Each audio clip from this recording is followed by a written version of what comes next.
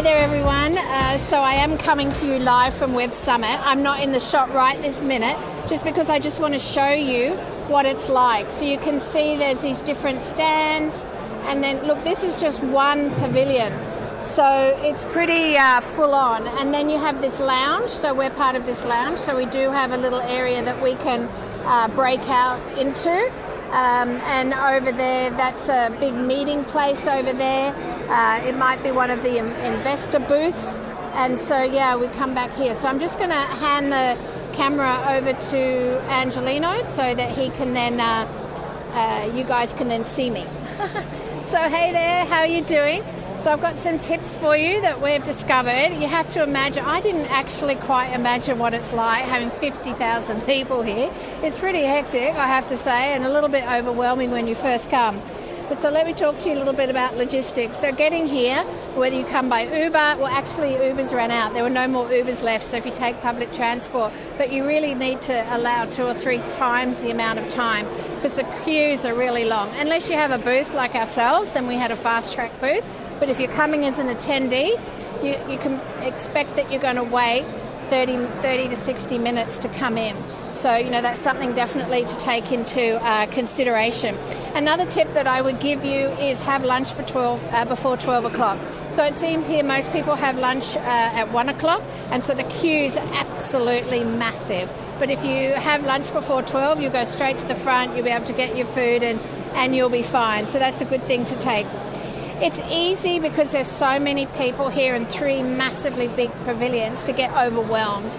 And so actually I caught up with Josh Collins, who heads up all the startups and looks up after all the startups that come to Web Summit, which is about 13 to 1,500 of them. And he was saying his piece of advice is just focus on your area, just focus on the companies that you want to reach out to. And I guess that really ties in really well what I was saying in our first live stream about qualifying for why you're even coming. And if you just focus on those, because pretty much you could wander around for 3 days and maybe not make any great connections. So really important that you just focus on the companies that you want to see. We saw some great speakers, so I just wanted to share with you about that. One that I saw was how to pitch to corporate. So if you're a startup or a small business, what to take into consideration.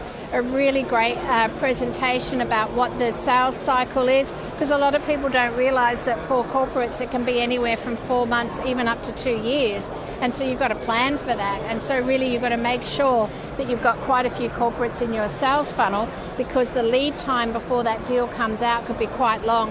And so there were some really great tips that came out of that presentation.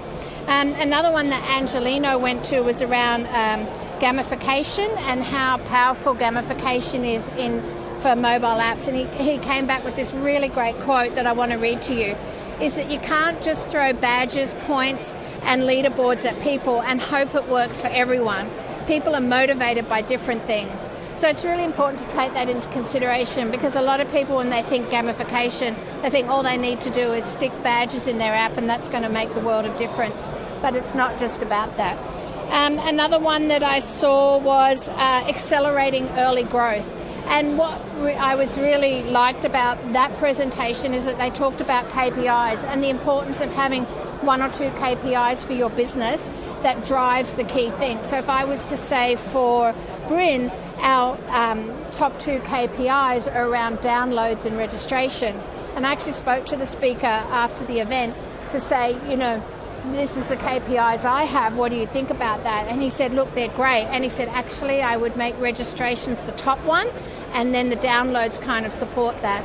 So it's really good, you know, because sometimes it's just about confirmation of what you're already doing, or maybe some tweaking and fine-tuning. So there's just so much to learn here.